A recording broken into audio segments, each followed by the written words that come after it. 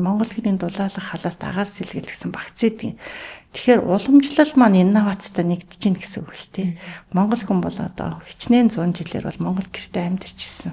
Энийг бод бид ерөөсөө өөрчлөөгүй, гол нь тэрийгэ дулаалсан. Яагаад гэрийг дулаалах хэрэгтэй гэж тавьж байна. За яагаад гэвэл бид яг 4 удирлаар хувцас солидогтой адилхан гэр бол яхахгүй одоо 4 удиралд одоо зогцож одоо бас нэг удаа хөнгөлөх, гэрээ хөнгөлөх, нэг удаа гэрээ дулаалах хэрэгтэй байдаг байхгүй юу?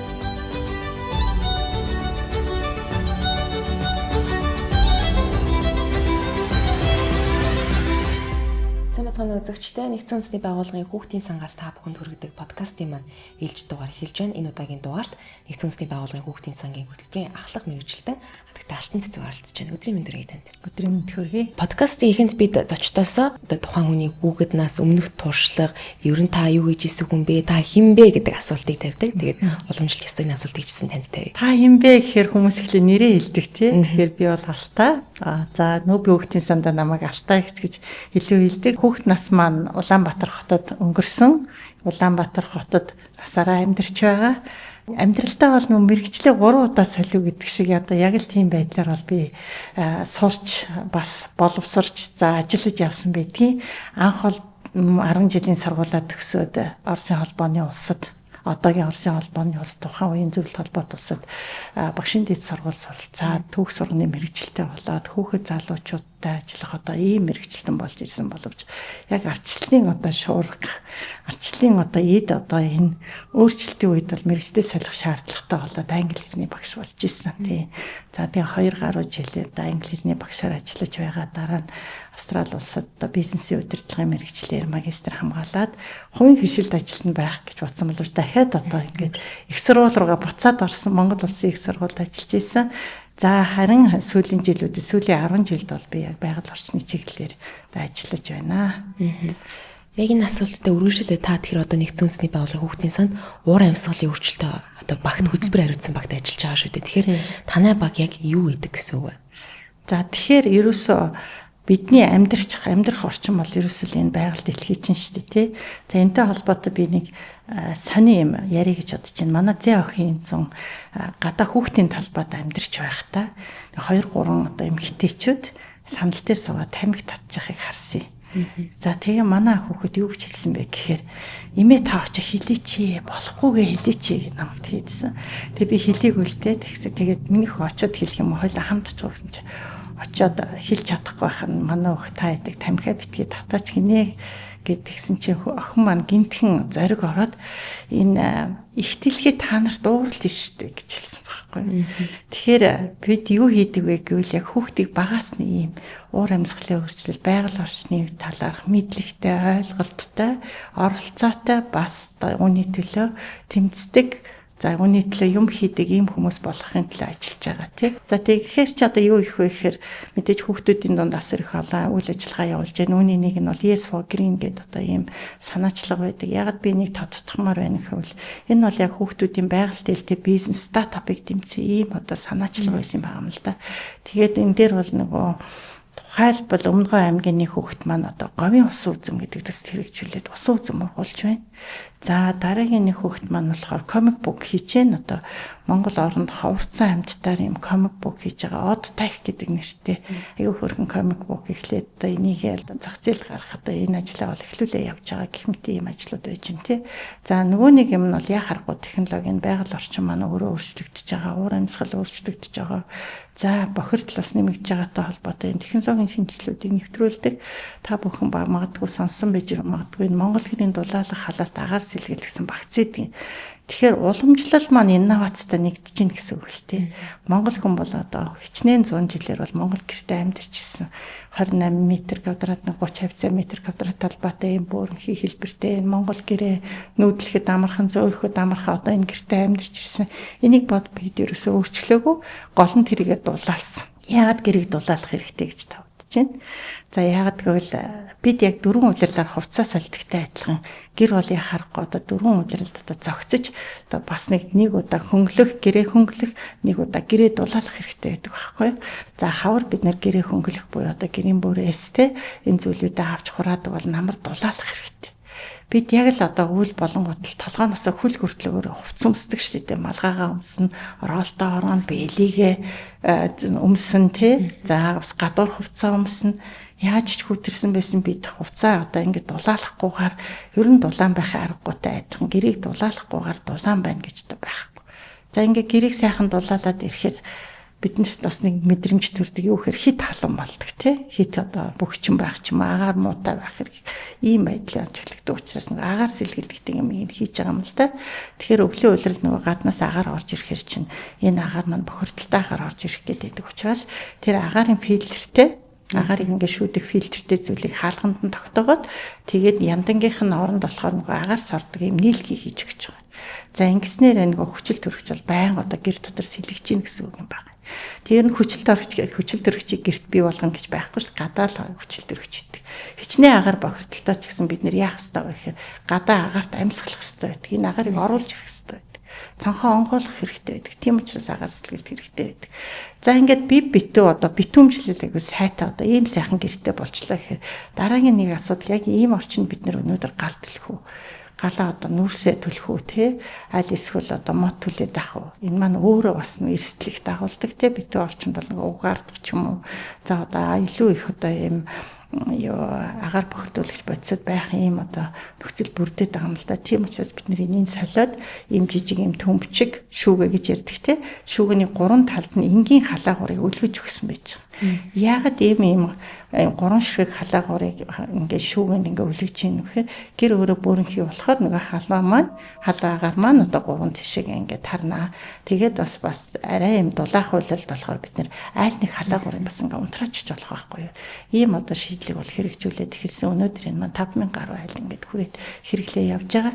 За энэтэй холбоотой бол бидний хэлдгээр нөгөө нөлөөлөл буюу ер нь одоо эргэж буцалтгүй өөрчлөлт гэдэг нэг зүйл гарсан юу байсан бэ гэхээр хүмүүс ер нь ийм тав тухтай цэвэрхэн ийм орчинд амьдраад ирэхээр эргээд одоо галаа төлөе, нүрсээ төлөе гэдэггүй харин энийгээ илүү эрчим хүчний хэмнэлтэй, илүү зөв хэрэглээтэй, илүү урт хэрэглээтэй, илүү одоо сайн сайхан одоо байхаар одоо амьдрахаар ийм байдлаар одоо энэ технологи хэрэглэе гэсэн одоо ийм бодолтой байдаг юм билээ. Тэгээ ийм шийдлүүд байгаа, нарны эрчим хүчний шийдлүүд байгаа гэд энэ одоо олон шийдлүүдийг одоо санаачлаад хэрэгжүүлээд бас орон нутгатайгаа засгийн газартаа ингээ хамтраад ингээ явж байна да. Таны хэлснээр уур амьсгалын өөрчлөлттэй холбоотой манай улстай асуудлуудын нэг бол агаарын бохирдол болж байгаа шүү дээ. Тэгэхээр ер нь таас сая хэллээ агаарын бохирдлыг бууруулах чиглэлд дүүбийн хүүхдийн сан тэргүүтэй ер нь манай засгийн газар өөр олон байгууллагууд арга хэмжээ хийх авч байна. Гэлээгээд нөхцөл байдал бас ингээд бүтнээрээ дээрдэхгүй нөхцөл байдал одоо эрсдэлтэй хэвээрээ байгаад байгаа.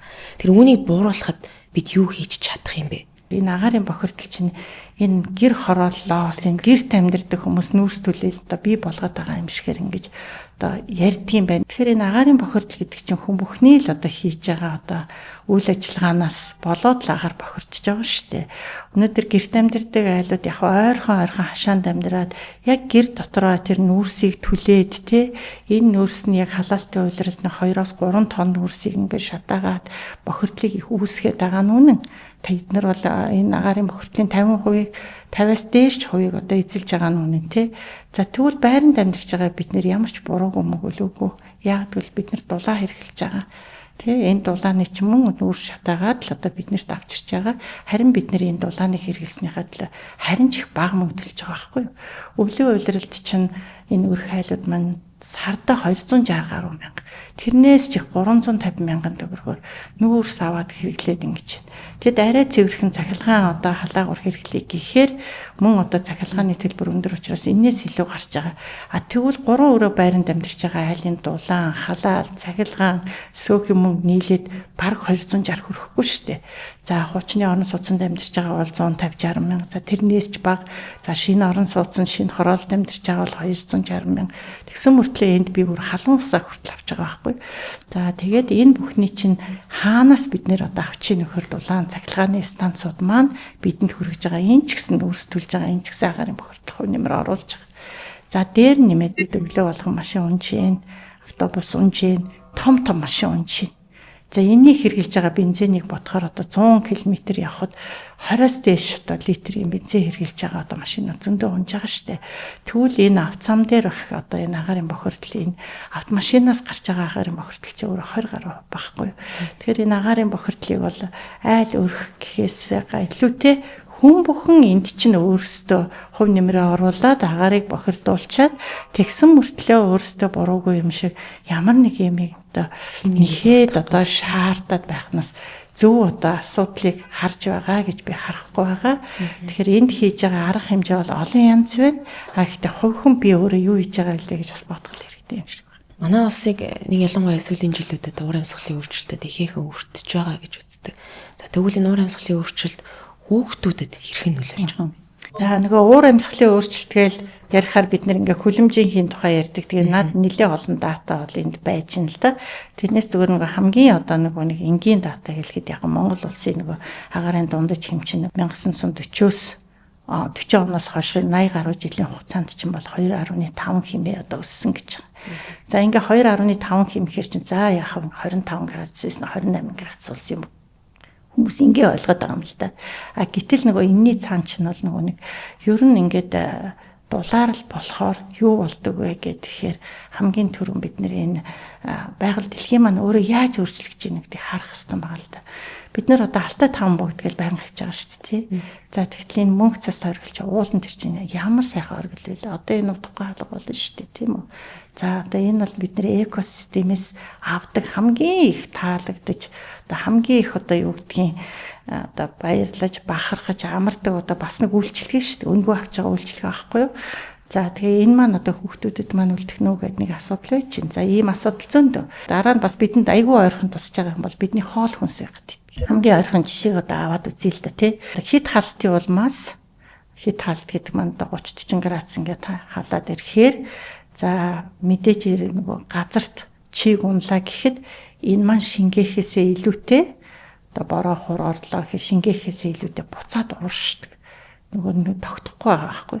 За тэгэхээр би одоо хэрвээ фермер те газар тариал эрхэлдэг хүн байвал миний тарьж байгаа ногоонд усчуулт хэрэгтэй. Энэ дахиад хөрөнгө орно те. За би бас илүү их бордох хэрэгтэй. Ургац авахын тулд. За тэгээ бидний гар дээр ирж байгаа энэ ногоо, энэ хүнс, энэ одоо ургац маань ерөөсөө илүү үнэтэй ирэхээс өөр арга байхгүй. За бид бас нөгөө нэг ярьдаг шүү дээ. Одоо дунд говийн мал илүү амттай, сүхбаатарт орондын мах илүү том, тий хонь илүү том, за илүү хавиргатай хоньтой гэж одоо нөгөө бичээр сайтай болохоор ингээ янз янзаар ярьдаг тий. Тэгсэн мөртлөө бид нөр өнөөдөр ярьж шүү дээ. Үгүй энэ малын мах ч одоо 20 мянга гарчлаа, 10 эдэн мянга гарчлаа гэд үн өсөд ин тий. За энэ яагаад гэвэл уур амьсгалын өөрчлөлтөөс үүдэлтэй 100 ган гэд энэ бүхэнд бэлтгэхийн тулд асар их хөрөнгө мөнгийг бас малчид маань зарцуулах хэрэгтэй болж байгаа байхгүй юу тий нүүдэл суудлах хэрэгтэй байна тий дээр нэмээд нөгөө тижээлээ бэлтгэх хэрэгтэй байна малын тижээлээ байна.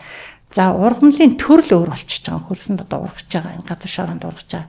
Бидний хүүхэд байхад бол одоо цэний ягаан цэцэгч гэдэг юм уу хонхон цэцэг, шаар цэцэг, ягаан цэцэг за одоо дээр нэмээ таргун ширгээл энэ олон ургаж байгаа ургамлын бүтэц чинь аль хэдийн өөрчлөгдсөн. Тэрийг одоо мал маань одоо идэх гэхээр тэр нь хангалттай биш болонгууд малын амт маань өөр болж байна те. Махны амт сүү тижээлийн гарц за тэгээд малын таргалалт гэх ингээ бүх юм өөрчлөгдөж байна.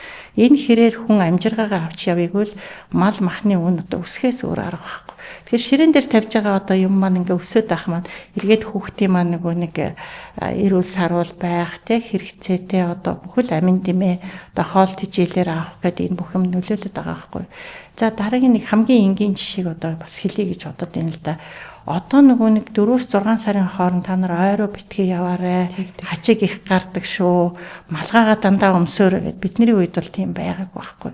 Яг бол хачиг нэмэгч чинь хачгаар дамжсаа одоо халуун орны янз янзын одоо бидэнд мэддэхгүй юм өвчнүүд бол бүртгэгдээд байна л да. Ийм өвчлүүд бүртгэгдээд байна. Энд бол хүүхэд бол хэрвээ одоо ийм өвч авах юм бол мэдээж ирэх арай л хүнд тусна шүү дээ. Нас биед хүрсэн үнэстэй ийм асуудал байж байгаа. Би бас нэг зүгээр яг өөрийнхөө амьдрал тохиолдсон нэг жишээ хэлье гэж бодож байна л да. Би нэг 2005-6 оны үед нэг би чадна гэдэг нэг ийм хөгжлийн бэрхшээлтэй, тэрэгэн цэртэй хүмүүсийг дэмжих юм ажиллагааг одоо Америкийн нэгдсэн улсын төгсөгчдийн холбоотой хамтраад зохион байгуулсан. Тэгээд эхлээд бидний хийсэн ажил бол энэ англи хэлний мэдлэг олгоё. Одоо хөгжлийн бэрхшээлтэй хүмүүс маань, тэрэгэн зэрэгтэй хүмүүс маань тэр болгон англи хэл сурах гээд хол явж чадахгүй гээд Монгол Улсын их сургуулийн байрыг түшиглээд ингээ хийхдээ за хүмүүсээ нөгөө хүүхдээ залуучуудаа нөгөө өдөр болгон ингээ зөөхт аягүй хэцүү гэр бүлийнхэнд нь тэгээ их сургуулийн дотор байранд байрлуулах болоод нөгөө дотор байрны маань ганцхан 4 давхартал боломжтой гээд шаттай лифт авахгүй дээш нь өргөөд гэсэн тэнд нэг сайхан залуу зогсож ирсэн. За 20 орчимнаас ерөөсөө юм өрөхгүй зүгээр зогсоод исэн байхгүй. Тэгээ би дотроо ингээ бухимдаад ингээ хэлж чадахгүй ингээ тайрал ингээ яваал бухимдаад ингээ явж жаад чи одоо яагаад зүгээр зогсоод байгаа энэ олон хүн юмаа өргөө зөөгөө чимдаан тавцаа өргөж чи ганц юм өргөчгöd яагаад байгаа ингээд жоохон ширүүхэн хэлчихэд тэгс нөгөөхт ингээ ийш тийшээ харж ирсэн ингээд дээш нь өргөд гаргасан. Тэгсэн чинь дараа нь миний хажууд байсан охин багшаа гэд намайг те багшаа манай энэ залууч 2 хөлөг байхгүй гэсэн.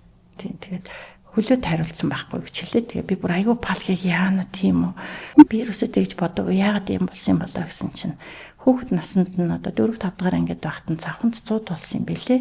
Гэр нь бол нэг 100 метрийн цаана харагдаад исэн.